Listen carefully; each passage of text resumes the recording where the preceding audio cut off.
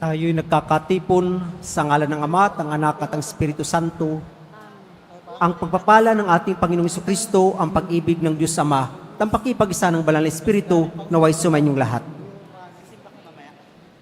Mga minamahal kong mga kapatid, ang mabuting balita ay tunay na kumakalinga sa may hirap, mga bilanggo, may mga kapansanan at mga nalulumbay. Ang pag-ibig at pagtanggap ng Diyos sa tao ay binubunyag sa salita at gawa ni Jesus, sapagkat siya ang kaganapan ng mga sinaunang pahayag tungkol sa pagliligtas ng Diyos. Ipinagdiriwang natin ngayon ang linggo ng salita ng Diyos. Ang natatanging pagdiriwang na ito ay nagaanyaya sa ating lahat na ipagdiwang, ipalaganap at pag-ibayuhin ang pag-aaral at pag-unawa sa salita ng Diyos sa Biblia. Upang tayo'y maging marapat gumanap sa banal na pagdiriwang, aminin natin at pagsisihan ang ating mga kasalanan. Inaamin ko sa makapangyarihang Diyos At sa inyo, mga kapatid, na lubha akong nagkasala sa isip, sa salita, at sa gawa, at sa aking pagkukulang. Kaya ay sinasamo ko sa mahal na Birheng Maria, sa lahat ng mga anghel at mga banal, at sa inyo, mga kapatid, na ako'y ipanalangin sa Panginoong ating Diyos. Kaawaan tayo ng makapangyarihang Diyos, patawarin tayo sa ating mga kasalanan, at patnubayan tayo sa buhay na walang hanggan. Amen. Panginoon, kaawaan mo kami. Panginoon, kaawaan mo kami. Kristo, kaawaan mo kami. Kristo, kaawaan mo kami. Panginoon, kaawaan mo kami. Panginoon, kaawaan mo kami.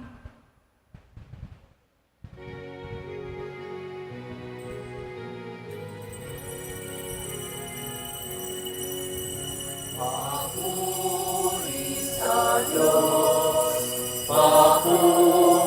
sa Diyos, papuri sa Diyos sa kaitaasan, at sa lupa'y kapayapaan, at sa lupa'y kapayapaan, sa mga taong inalulugdan niya. Pinupuri ka namin, dinarangal ka namin, sinasamba ka namin, ipinagbubunyi ka namin, pinasasalamatan ka namin, dahil sa dakila mo ang kapurihan.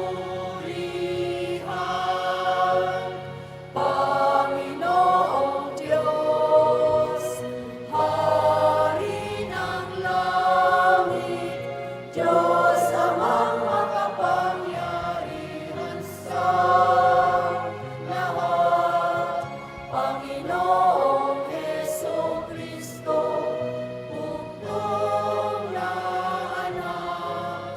Panginoong Diyos, Kordero ng Diyos, anak ng Ama. Ikaw na nag-aalis ng mga kasalanan ng sanlibutan, maawa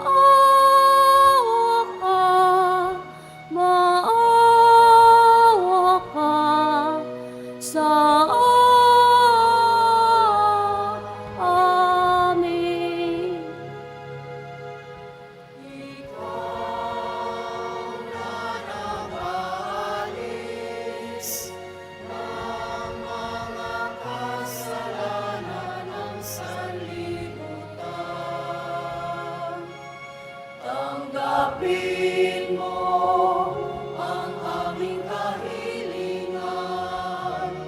Tanggapin mo ang aming kahilingan. Ikaw na nalulugmok sa kanan ng Ama, maawa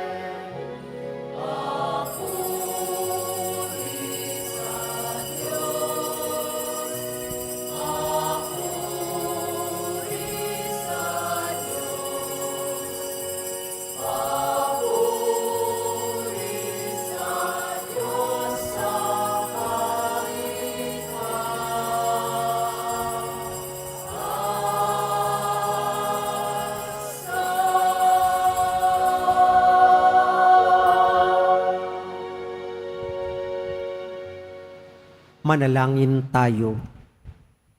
Ama naming makapangyarihan, itaguyod mo ang aming ginagampanan, alinsunod sa iyong kalooban, upang sa ngalan ng anak mong mahal, kami maging marapat magkaroon ng karagdagan sa aming paggawa ng mga kabutihan. Sa pamagitan ni Jesucristo kasama ng Espiritu Santo, magpasawalang hanggan. Amen. Magsiupo muna po ang lahat.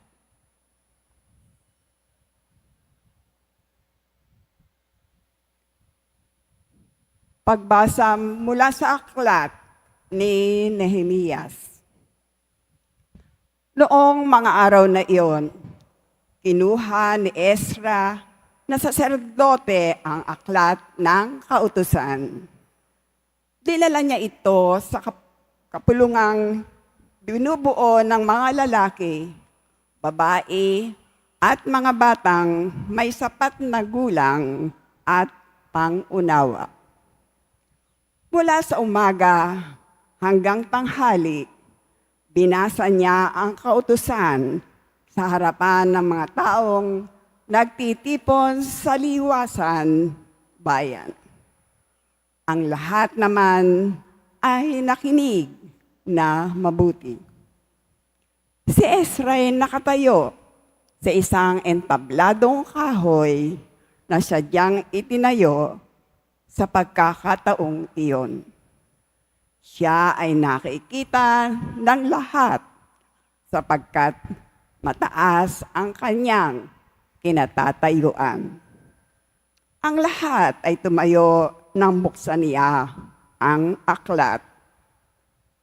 Purihin ang Panginoon, ang dakilang Diyos, ang wika niya.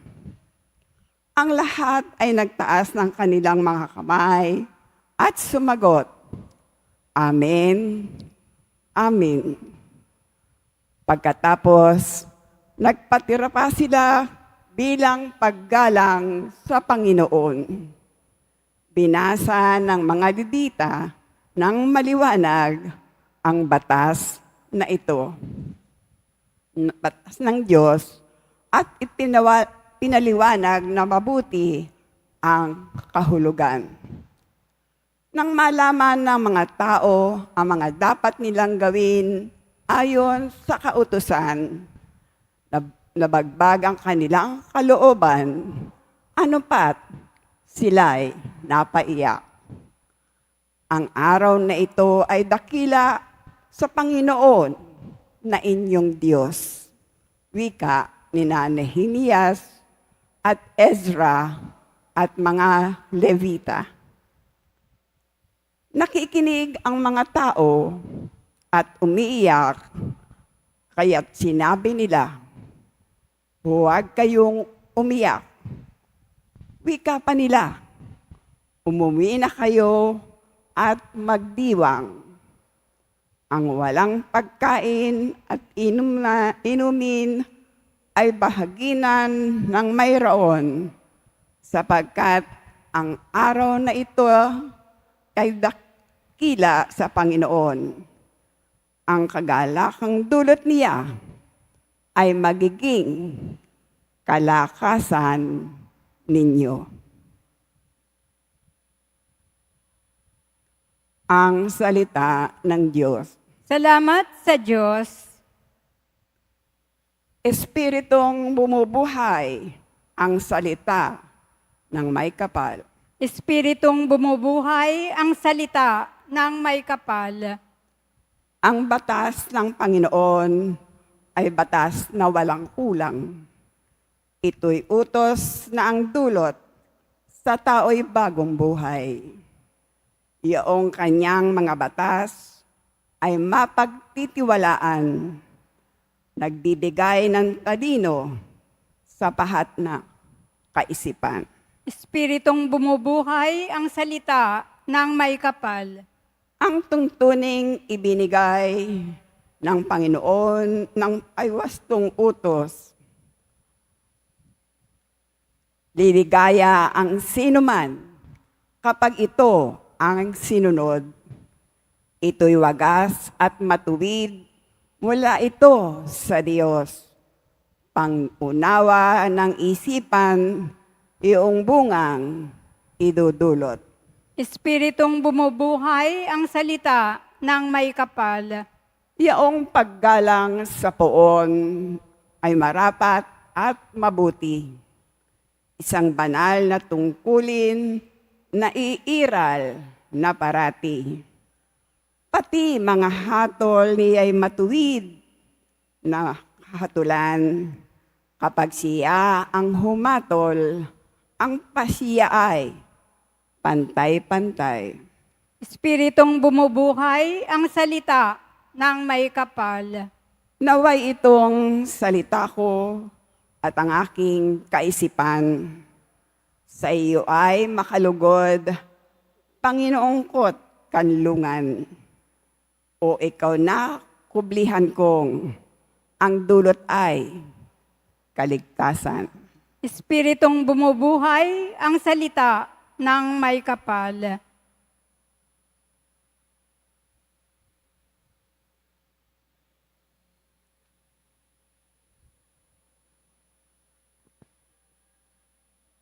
Pagbasa mula sa unang sulat ni Apostol San Pablo sa mga taga-Korinto. Mga kapatid, si Kristo ay tulad ng isang katawan na may maraming bahagi, bagamat binubuo ng iba't ibang bahagi, iisa pa ring katawan. Tayong lahat, maging Hudyo o Griego, alipin man o malaya, ay bininyagan sa iisang espiritu upang maging isang katawan. Tayong lahat ay pinainom sa isang espiritu. Ang katawan ay binubuo ng maraming bahagi at hindi ng isang bahagi lamang. Kayong ang lahat ang iisang katawan ni Kristo at bawat isa ay kabahagi nito. Ang salita ng Diyos. Salamat sa Diyos. Magsitayo na po ang lahat.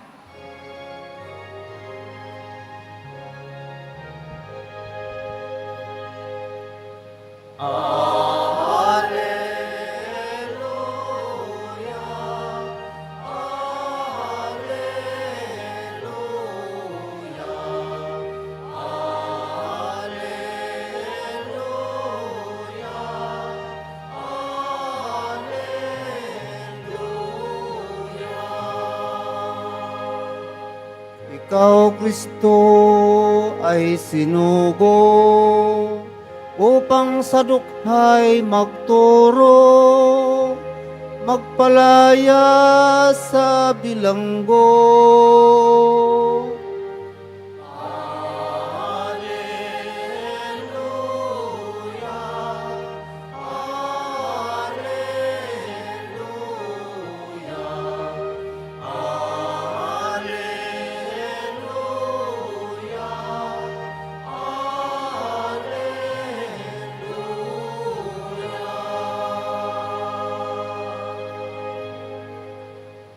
Sumainyo ang Panginoon, At sumaiyo rin. ang mabuting balita ng Panginoon ayon kay San Lucas. Papuri sa iyo, Panginoon. Kagalang-galang na Teofilo, marami na po ang nagsikap na sumulat tungkol sa mga bagay na naganap sa gitna namin. Ang kanilang sinulat ay ayon sa sinabi sa amin ng mga nakasaksi nito buhat sa pasimula at nangaral ng salita. Matapos na ako'y makapagsuri ng buong ingat tungkol sa lahat ng bagay na ito, buhat pa sa pasimula, minabuti ko pong sumulat ng isang maayos na salaysay para sa inyo upang lubusan ninyong matiyak ang katotohanan ng mga bagay na itinuro sa inyo. Noong panahong iyon, bumalik si Jesus sa Galilea at sumasa kanya ang kapangyarihan ng Espiritu Santo. Kumalat sa palibot na lupain ang balita tungkol sa kanya. Nagturo siya sa kanilang mga sinagoga at at dinakila siya ng lahat. Umuwi si Jesus sa Nazaret na kanyang nilakhan. Gaya ng kanyang kinagawian, pumasok siya sa sinagoga ng araw ng pamamahinga. Tumindig siya upang bumasa at ibinigay sa kanya ang aklat ni Propeta Isaías. Binuksan niya ang aklat sa dakong kinasusulatan ng ganito, "Sumasa akin ang Espiritu ng Panginoon sapagkat hinirang niya ako upang ipangaral sa mga dukha ang mabuting balita. Sinugo niya ako upang ipahayag sa mga bihag na sila'y lalaya at sa mga bulag na sila'y makakakita. Upang bigyang kaluwagan ang mga sinisiil at ipahayag ang pagliligtas na gagawin ng Panginoon. Nilulunya ang kasulatan at matapos isauli sa tagapaglingkod, siya'y naupo. Nakatitig sa kanya ang lahat ng nasa sinagoga at sinabi niya sa kanila, natupad ngayon ang bahaging ito ng kasulatan samantalang nakikinig kayo." Mga kapatid, ang mabuting balita ng ating kaligtasan. Pinupuri ka namin, Panginoong Heso Kristo. Magsiupo muna po ang lahat. Magsiupo ang may upuan, ang wala, wag. Palakpakan natin ang Panginoon. Pinagdiriwang natin ngayon ang linggo ng salita ng Diyos. Sunday of the Word of God. Pero national, ganun din, ipinagdiriwang natin ang National Bible Sunday. Kasi po dito sa Pilipinas, merong presidential decree na magsisimula sa third week ng January, every January, ang pagpapahalaga sa banal na salita ng Diyos. National Bible Sunday. Sige po, ang bawat salita ay mabisa, makapangyarihan. Amen? Kapag sinabi na halika, lalapit tayo. Pag sinabing hinto, hihinto tayo. At natututo tayo sa pamagitan ng salita. Anak, huwag kang pupunta dyan kasi baka mapahamak ka. Nakikinig tayo at natututo. At paano tayo natuto sa school? Nakikinig tayo sa ating guro. Nagsimula sa alphabet, A, Ba, Ka, Da. Natututo tayo sa pamagitan ng pakipagtalastasan. Ang gamit ay salita. Ganon din naman, nasasaktan tayo kapag pangit na salita ang ginamit sa atin. Amen? Kumbaga nga sa isang bata, kapag siya ay sinabihan o punong-puno ng mga salita na hindi maganda, nadudurog ang kalooban ng bata. Bumababa yung kanyang self-esteem, yung kanyang self-confidence. Pero sa isang bata na puno ng pangaral sa mga magulang, puno ng pagmamahal, mabuting salita, ang batang ito ay lumalaki na maayos. Ganon din sa kanyang pakipagtalastasan sa kanyang mga kalaro, kaibigan. Ngayon, kung ang salita ay mabisa, makapangyarihan, opo, mga kapatid, ang salita ay merong bisa. Paano pa kaya ang salita ng Diyos?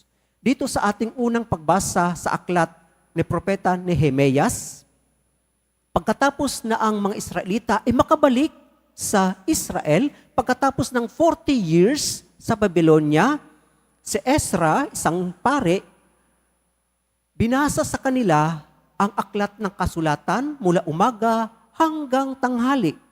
Ayan. Kaya ang homily, 30 minutes at 3 hours. Okay lang?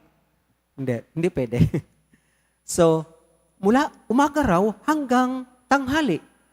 Tapos, dito sinabi rito mga babae, mga lalaki, at mga batang may sapat ng gulang at pangunawa. Nang maantig ang kalooban ng mga Israelita, naiyak sila. Kasi alam nila na ang salita ng Diyos ay tumimo sa kanila at ibinigay sa kanila ng Panginoon ang kanyang pangako, kaligtasan, na nangyari pagkatapos na sila ay nasa Babylonia ng 40 years. nakabalik sila. Kaya ang sabi, bandang huli, ang sabi ni na Ezra, huwag kayong umiyak. Umuwi na kayo at magdiwang. Ang walang pagkain at inumin ay bahaginan ng mayroon, sapagkat ang araw na ito'y dakila sa Panginoon. Ang kagalakang dulot niya ay magiging kalakasan ninyo. Opo mga kapatid, ang salita ng Diyos ay nagbibigay buhay sa atin. Amen? Ang ating banal na misa nahati sa dalawa.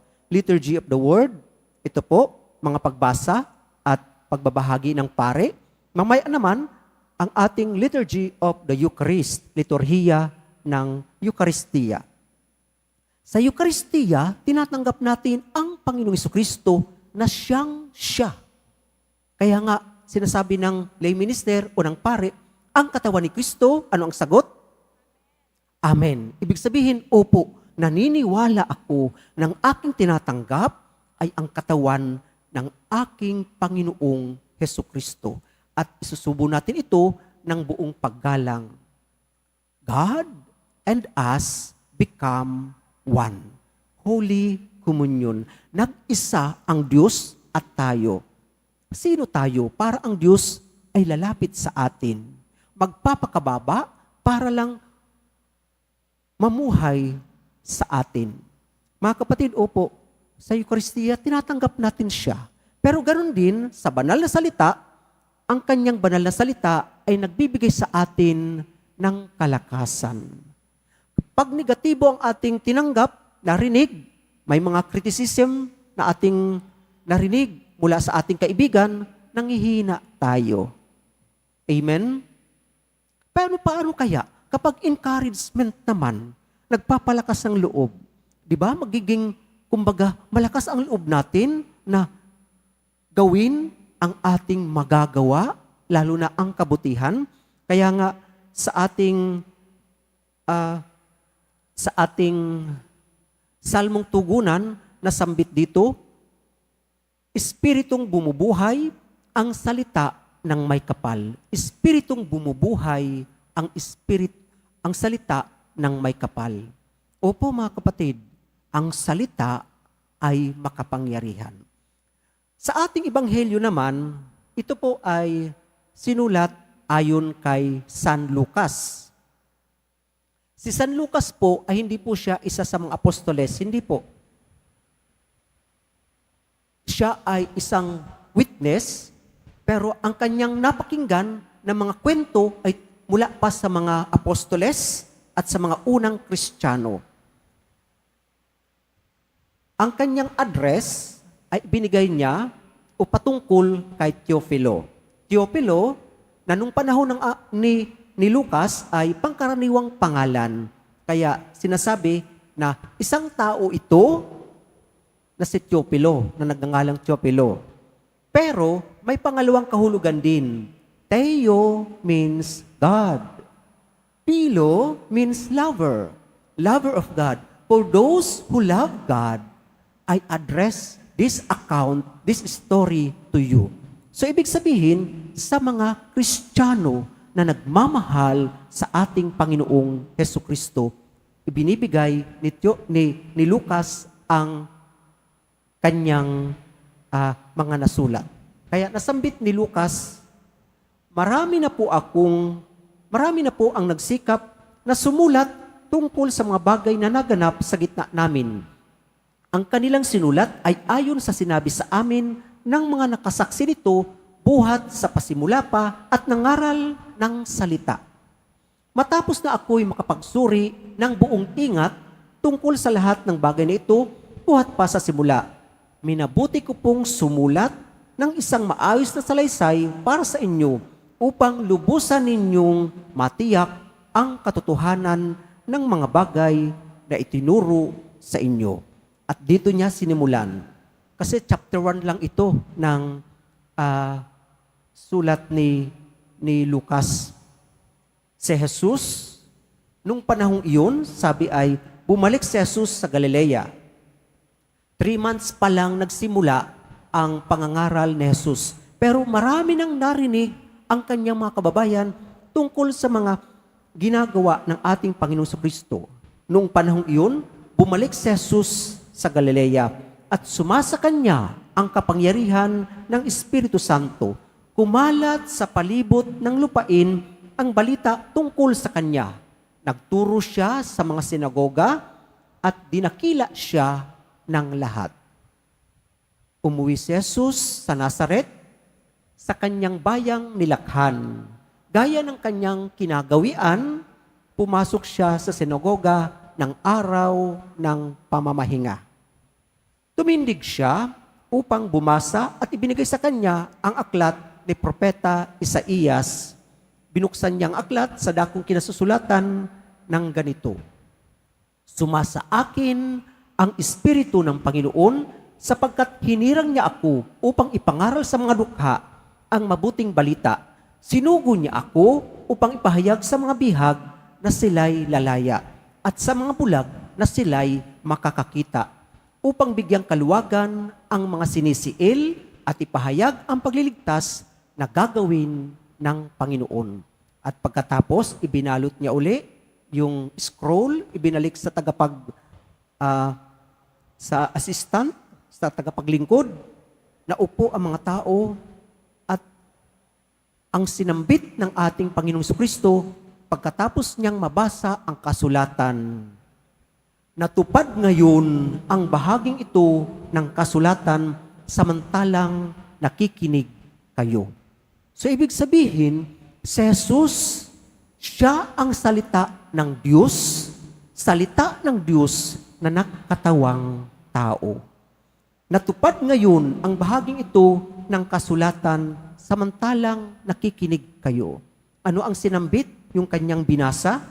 Sumasa akin ang Espiritu ng Panginoon sapagkat hinirang niya ako upang ipangaral sa mga dukha ang mabuting balita. Sinugo niya ako upang ipahayag sa mga bihag na sila'y lalaya, sa mga bulag na sila'y makakakita, sa mga pilay na sila'y makakalakad, sa mga patay na sila'y muling mabubuhay, sa mga may sakit na sila'y gagaling. Ibig sabihin, sa katauhan ng ating Panginoong Kristo, ibinibigay niya ang katuparan ng salita ng Diyos. Opo mga kapatid, tuwing tuwing Pasko, di ba? Sinambit ni San Juan, John 1:14, at ang salita ay naging tao. Kaya nga, pinagdiriwang natin sa buong mundo ang Pasko. Diyos, naging tao, nakipamuhay sa piling natin. At kapag tinitingnan natin ang imahen ng Poong Jesus Nazareno, opo, ang salita ng Diyos na naging tao, nakilakbay sa atin at kanyang ibinigay ang kanyang sariling buhay para sa bawat isa sa atin. Opo mga kapatid, ang salita ng Diyos ay buhay. Ang salita ng Diyos ay naging tao sa katauhan ng Poong Jesus Nazareno. Ngayon mga kapatid, sa ating pagbabasa ng banal na aklat, namnamin natin, sana hindi lang natin sabihin na magandang balita ito, kundi ito ay pakikipagtagpo natin sa ating Panginoong Hesukristo, ang salita ng Diyos na naging tao. Kapag tayo nanghihina, basahin natin ang Biblia. Magkakaroon tayo ng panibagong lakas. Amen? Pag ang cellphone natin ay lobat o empty bat, ano ang dapat gawin? Pakilakas, mag-recharge. Pag nanghihina tayo, para tayong lobat. Pero pag tayo nagbasa ng Biblia, it is the moment of recharging moment. Nagre-recharge tayo. Paano nga naman tayo lalakas kung lobat tayo? Di po ba? So ang dapat gawin, basahin natin ang banal na kasulatan. Matatagpuan natin ang salita ng Diyos na magbibigay buhay muli sa bawat isa sa atin. Mga kapatid, sana po ang pagmamahal sa salita ng Diyos ay araw-araw nga nating bigyan pansin, panahon. At habang tayo ay, kumbaga, nagninilay sa salita ng Diyos, alalahanin natin ang pag-ibig ng ating Puong Jesus Nazareno, ang salita ng Diyos na nakipamuhay sa gitna natin. At sana nga po, bilang isang simbahan, ay ating ipagdiwang, ating isabuhay, at ating laging hanapin na tayo'y gabayan ng salita ng Diyos na nagkatawang tao, ang ating Panginoong Hesukristo. Magsitayo na po ang lahat.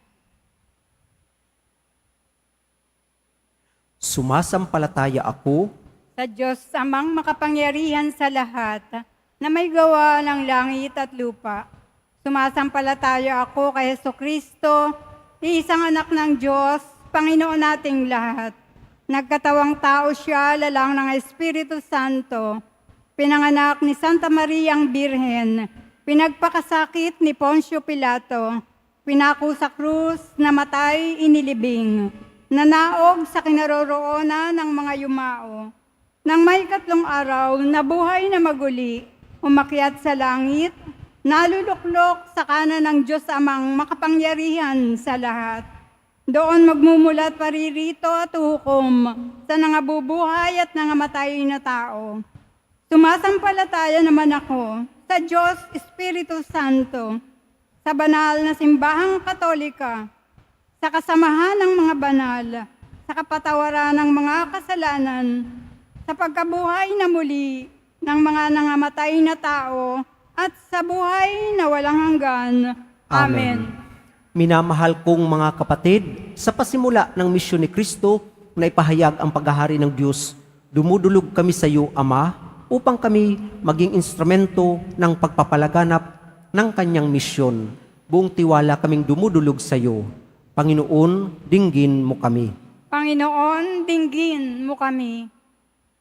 Para sa mga namumuno sa simbahan, ipahayag nawa nila na may tapang at paninindigan ang panawagan ng kaharian ng Diyos, ang magsisi sa kasalanan at mamuhay ayon sa iyong mga utos.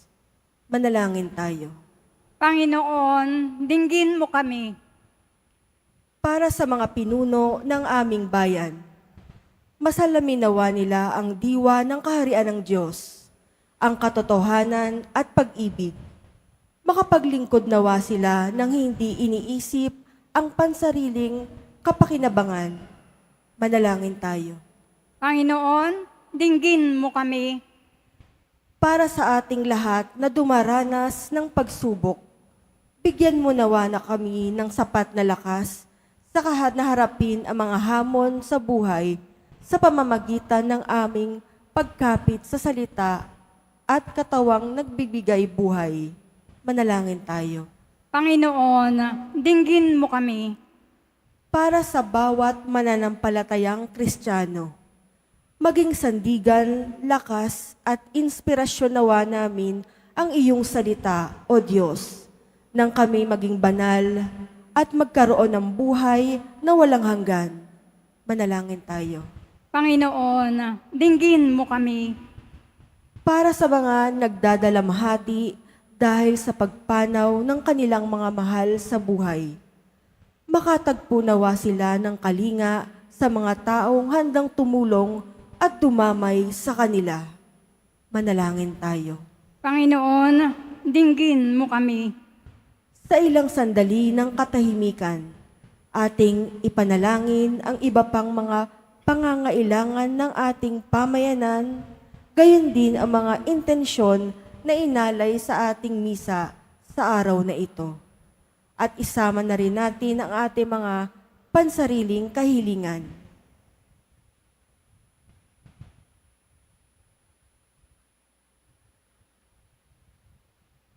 Manalangin tayo. Panginoon, dinggin mo kami. Ama, dinggin mo ang aming mga panalangin sa pamagitan ng iyong salita Papanibaguhin mo kami upang kami tunay na maging kawangis mo sa kabanalan. Hiniling namin ito sa pamagitan ni Jesucristong aming Panginoon.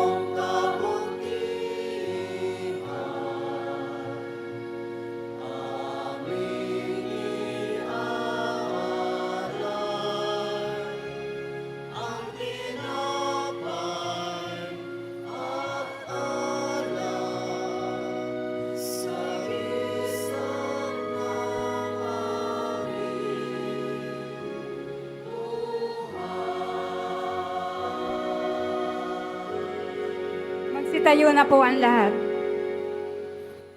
Manalangin kayo mga kapatid upang itong ating paghahain ay kalugdan ng Diyos amang makapangyarihan sa lahat.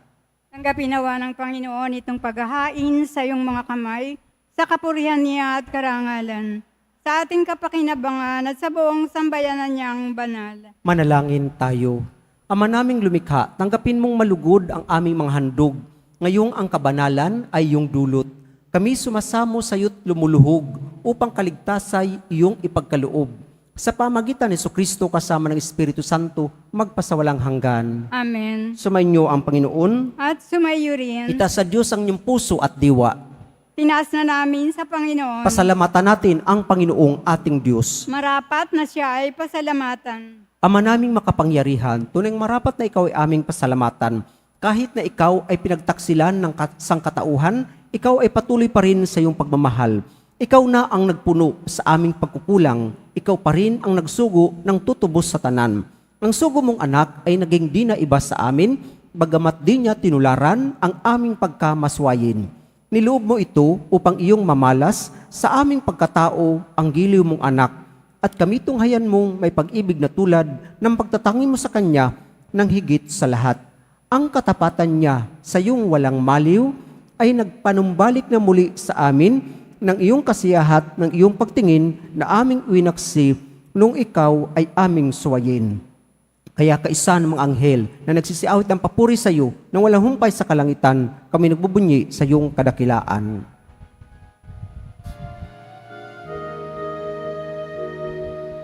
Santo, Santo, Santo, Panginoong Diyos ng mga hukbo, napupuno ang langit at lupa ng kadakilaan mo.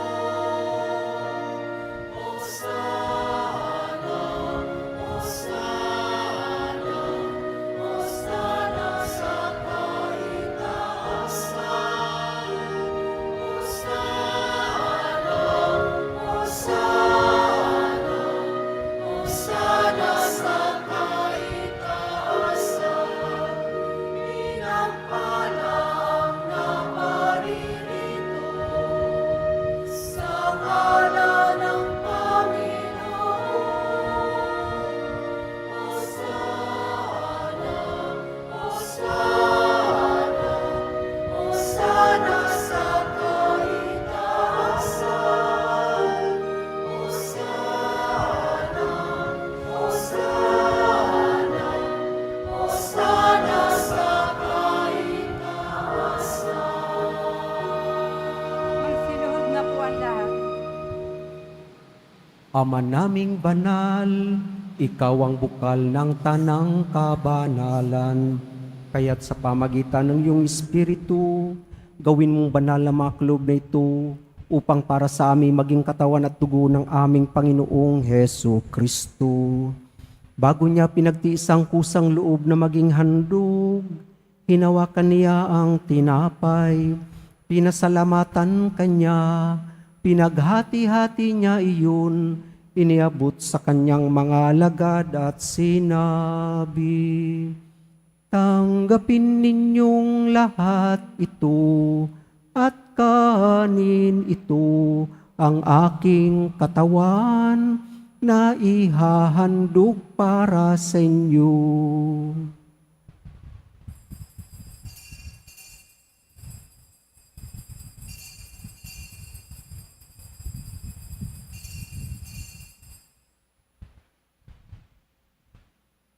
Gayon din naman, nung matapos ang hapunan, hinawakan niya ang kalis, muli kanyang pinasalamatan, iniabot niya ang kalis sa kanyang mga alagad at sinabi, tanggapin ninyong lahat ito at inumin ito ang kalis ng aking dugo, ng bago at walang hanggang tipan, ang aking dugo na ibubuhos para sa inyo at para sa lahat sa ikapagpatawad ng mga kasalanan. Gawin ninyo ito sa pag-alala sa akin.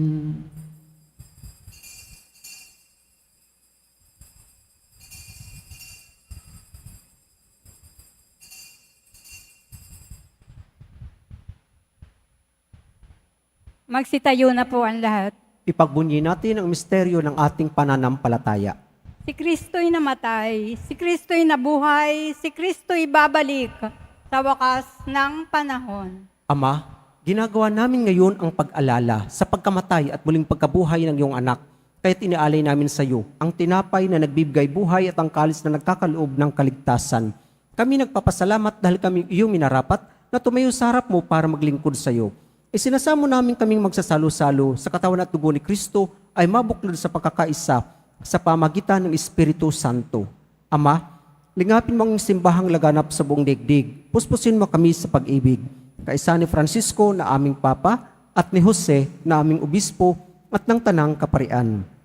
Alalahanin mo rin mga kapatid naming nahimlay na may pag-asang sila'y muling mabubuhay, gayon din ang lahat ng mga pumanaw. Kaawaan mo sila at patuloyin sa iyong kaliwanagan. Kaawaan mo at pagindapatin kaming lahat na makasalo sa iyong buhay na walang wakas. Kaisa ng mahal na Birheng Maria na ina ng Diyos, ng kabiyak ng puso niyang si San Jose, kaisa ng mga apostol ni San Juan Bautista at ng lahat ng mga banal na namuhay dito sa digdig ng kalugod-lugod sa iyo, may pagdiwang nawa namin ang pagpupuri sa kararangal mo sa pamagitan ng iyong anak na aming Panginoong Hesus Kristo. Sa pamagitan ni Kristo, kasama niya at sa Kanya, ang lahat ng parangal at papuri ay sa iyo, Diyos amang makapangyarihan, kasama ng Espiritu Santo, magpasawalang hanggan.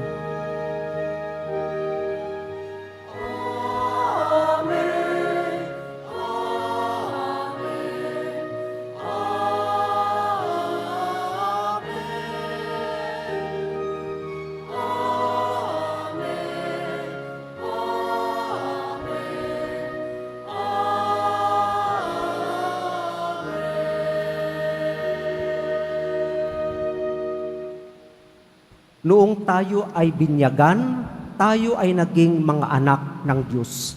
Bilang isang pamilya, tayo tumawag sa ating iisang Ama.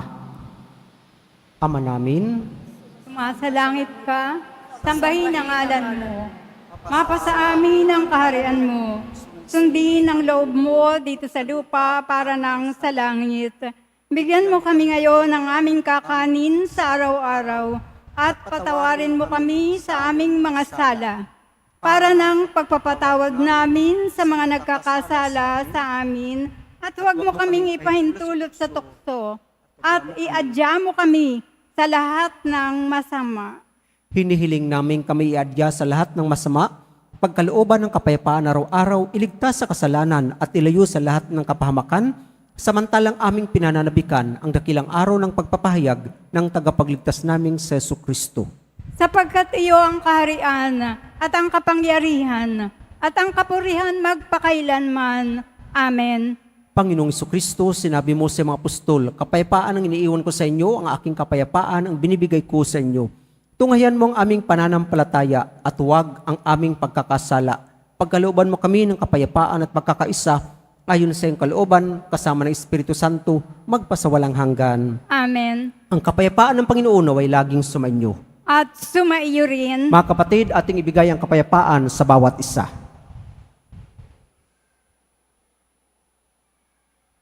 Kordero ng Diyos na nag-aalis ng mga kasalanan ng sanlibutan, maawa ka sa amin. Kordero ng Diyos na nag-aalis ng mga kasalanan ng sanlibutan, maawa ka sa amin. Kordero ng Diyos na nag-aalis ng mga kasalanan ng sanlibutan, ipagkaloob mo sa amin ang kapayapaan, magsiluhod po ang lahat.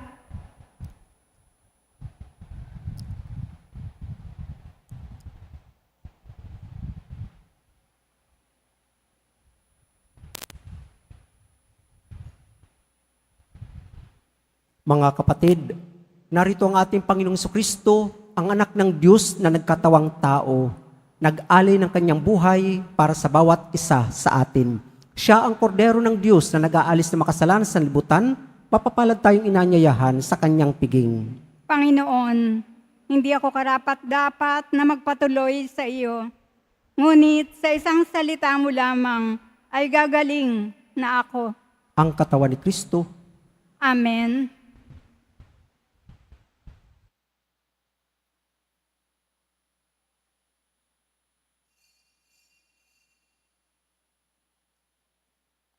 Para po sa lahat ng tatanggap ng banal na komunyon, sasagot po tayo ng amen pagkasabi ng pari o ng lay minister ng katawan ni Kristo at isubo agad sa bibig bago umalis sa harapan ng pari o ng lay minister.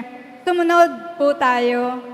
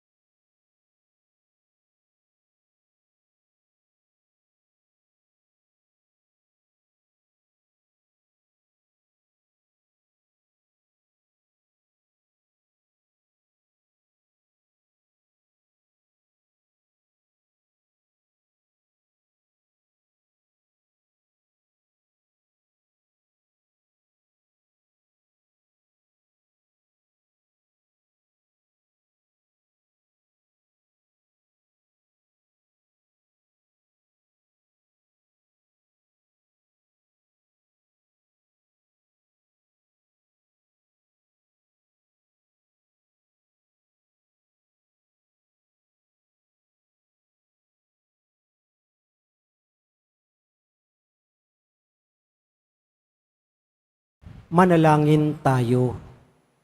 Ama naming mapagmahal, ipagkaloob mong sa aming pakikinabang, sa iyong kagandahang loob ng bumubuhay, lagi nawa naming maikarangal ang iyong pagpapalang sa aming ibinigay. Sa pamagitan ni Jesucristo kasama ng Espiritu Santo, magpasawalang hanggan. Amen. Sumainyo ang Panginoon. At sumaiyo rin.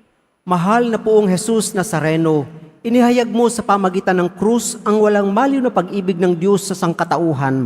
Pakinggan mo ang kahilingan ng iyong angkan na nagsusumamo sa iyo.